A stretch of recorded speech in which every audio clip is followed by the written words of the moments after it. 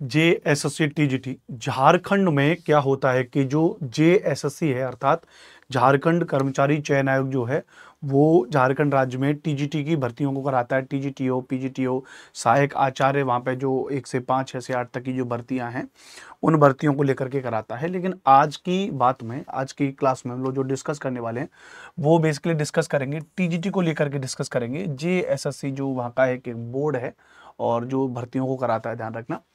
तो टीजीटी की भर्ती को लेकर के आज हम समझने वाले हैं कि क्या इसकी पूरी प्रक्रिया है। फर्स्ट ऑफ ऑल एक बहुत छोटी सी जानकारी, आप जानते हैं टीजीटी का मतलब क्या होता है? ट्रेन ग्रेजुएट टीचर, यानी कि जो वर्ग 9 और 10 की भर्तियां होती हैं उसको हम क्या कहते हैं भैया? टीजीटी। बात करेंगे कि भाई इसका नोटिफिकेशन कब तक आएगा, कब तक आएगा, इसका सिलेबस क्या होगा और इसका न्यू पैटर्न क्या है उसको लेकर के समझना है। न्यू पैटर्न क्यों लिखा है इसको मैं आपको बताऊंगा, इसकी कंप्लीट इंफॉर्मेशन को हम लोग यहाँ पे समझेंगे। देखो झारखंड आपको पता है, जैसे अभी हाल फिलहाल आपने सुना होगा कि बिहार राज्य में खूब धड़ल्ले से भर्तियां हो रखी हैं भाई। उन्होंने टीआरई 1.0, टीआरई 2.0, टीआरई 3.0 उसमें से कुछ कैंसिल हो गया, लेकिन और प्रस्तावित है कि टीआरई 4.0 भी प्रस्तावित होगी। जबकि अगर उसका ट्रैक रिकॉर्ड आप पहले का देखेंगे तो पहले उन्होंने इतनी भर्तियां नहीं कराई हैं, उन्होंने बाद में बहुत सारी जबरदस्त भर्तियां और जो है कराई।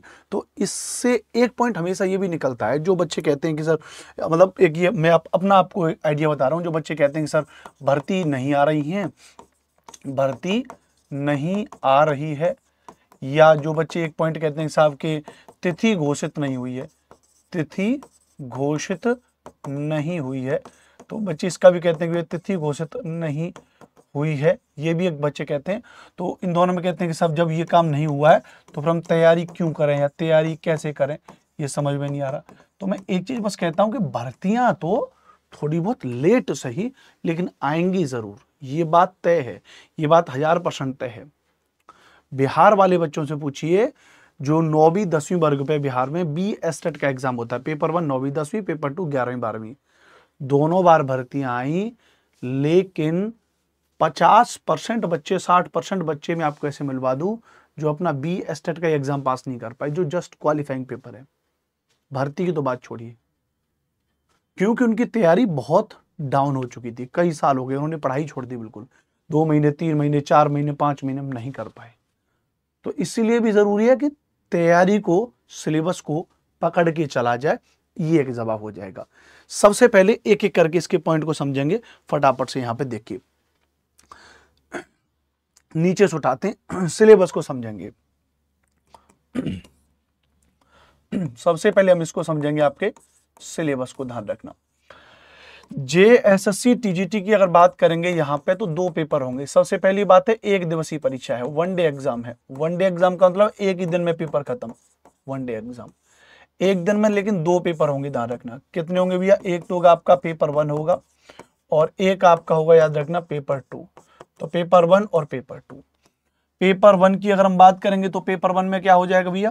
पेपर 1 में जो मैं अभी आपको बता रहा हूं, मैंने लिख के रखा है पूरा, इसको देखा था, ये मैं बता रहा हूं लास्ट वाला, जो लास्ट वाली भर्ती आई है उसके अकॉर्डिंग पेपर 1 में 200 प्रश्न होंगे, ध्यान रखना। और 200 प्रश्न का मतलब 200 अंक होंगे, अर्थात एक प्रश्न 1 अंक के बराबर है, एक क्वेश्चन जो है 1 मार्क्स के बराबर है, ध्यान रखना। पहली बात, 200 अंक का तो ये पेपर होगा।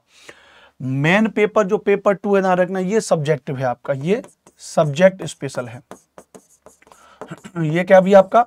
तो ये आपका सब्जेक्ट स्पेशल है, विषय अपनी जो आपका है ग्रेजुएशन में जो आपने पढ़ा है उसको लेकर के। इसके क्वेश्चन कितने हैं? तो इसके क्वेश्चन ध्यान रखना 150 प्रश्न पूछे जाएंगे, 150 प्रश्न पूछे जाएंगे। लेकिन यहाँ थोड़ा परिवर्तन है, एक क्वेश्चन बराबर 2 मार्क्स, यहाँ 2 मार्क्स का, अर्थात 300 अंक की परीक्षा होगी। ये परीक्षा कितनी होगी? 300 अंक की परीक्षा होगी, जबकि यहाँ पे 200 प्रश्न 200 अंक हैं, क्योंकि एक क्वेश्चन 1 नंबर के बराबर है। लेकिन यहाँ पे थोड़ा सा और समझना होगा, पेपर 1 जो है, ध्यान रखना, वो एक कॉमन पेपर है, कॉमन पेपर है। कॉमन पेपर का मतलब, पहले तो कॉमन पेपर है, उसका ये भी कह देंगे ये क्या है? क्वालिफाइंग पेपर है। क्या भैया? क्वालिफाइंग पेपर है। क्वालिफाइंग पेपर का मतलब केवल 33% अंक लाना है, 33% अंक आपको लाने हैं, अर्थात आपके रिजल्ट में इसके अंक नहीं जुड़ेंगे, रिजल्ट में नहीं जुड़ेगा, याद रखना, रिजल्ट में नहीं जुड़ेगा। तो रिजल्ट में नहीं जुड़ेगा, लेकिन केवल पास करना है, 33% लाना जरूरी है। ठीक है भैया। अच्छा, मतलब मेरिट किस पे जुड़ेगी? मेरिट आपके सब्जेक्ट स्पेशल वाले पेपर पे जुड़ेगी। तो अब इसमें आता क्या है, फिर जो कॉमन पेपर 2 अंक का है, तो ध्यान रखना इसमें 2 सेगमेंट में इसको बांट दिया है। इस कॉमन पेपर को कितने सेगमेंट में बांट दिया है? 2 सेगमेंट में इसको बांट दिया। ध्यान रखना इसमें 100 प्रश्न आपके बांट दिए सामान्य हिंदी के, समझ लेना, सामान्य हिंदी।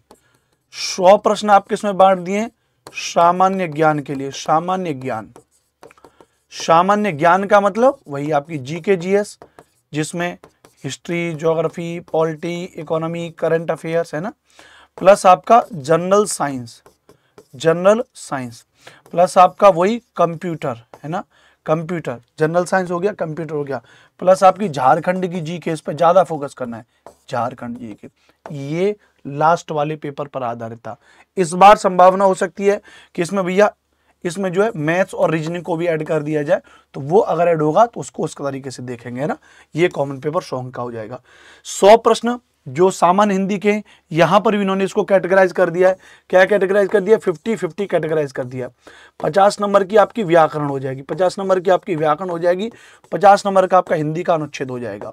हिंदी का अनुच्छेद पूरा आपका पैसेज दे रखा होगा, पढ़ करके उत्तर देने हैं। तो ये तो आपका कॉमन पेपर बढ़िया है, लेकिन अच्छे से पढ़ना होगा, तब जाकर के आप इसको कर पाएंगे। इस बात को ध्यान रखना, ठीक है। सब्जेक्ट स्पेशल तो अपना अपना होता है, ध्यान रखना। तो ये तो सब्जेक्ट स्पेशल है। अच्छा, सब्जेक्ट में कुछ में कॉम्बिनेशन देखने को मिलता है, कॉम्बिनेशन, लेकिन ये भी ध्यान रखना हर एक विषय का कॉम्बिनेशन अपना नहीं होता है। जैसे एसएसटी में कॉम्बिनेशन मांग लेते हैं, जैसे साइंस में कॉम्बिनेशन मांग लेते हैं, जैसे मैथ्स वाले में भी कॉम्बिनेशन शायद इसमें मांग लेते हैं। तो मैथ, साइंस और एसएसटी वगैरह में इसमें कॉम्बिनेशन मांग लेते हैं।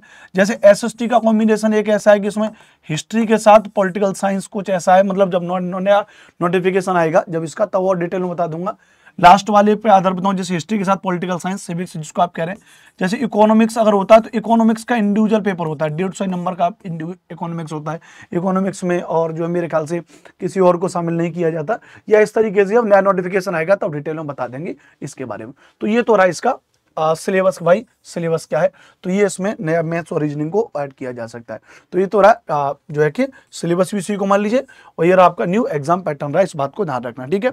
तो सिलेबस रहा, न्यू एग्जाम पैटर्न हो गया, ठीक है। अब दूसरी बात लास्ट वाली, हाँ, कितने पदों पे भर्ती हो सकती है? अगर पदों की बात करेंगे तो पदों के बारे में अगर बात करेंगे तो जो आंकड़ा है वो ये लगभग 12,000 के आसपास पदों का है।